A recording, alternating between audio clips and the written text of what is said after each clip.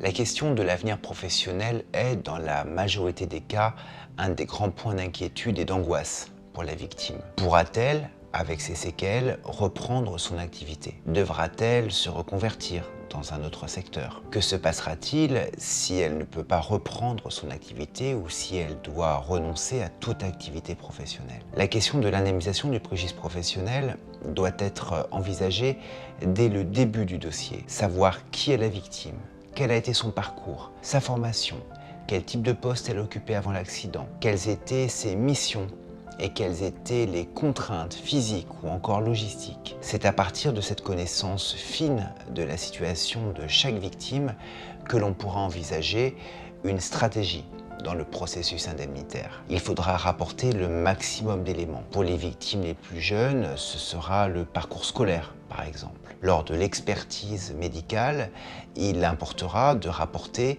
avec précision les difficultés auxquelles la victime se trouve ou se trouvera confrontée lors de sa reprise. Lors de l'évaluation des préjudices, c'est-à-dire lors du calcul de la réclamation, il faudra veiller à bien garder à l'esprit que les sommes qui seront allouées au titre du préjudice professionnel et de l'incidence professionnelle devront permettre à la victime de faire face tout au long de sa vie. Ainsi, l'indemnisation du préjudice professionnel, comme l'indemnisation du préjudice global, doit avant tout reposer sur une parfaite collaboration entre la victime et son avocat. C'est la condition sine qua non à l'obtention d'une juste et parfaite indemnisation.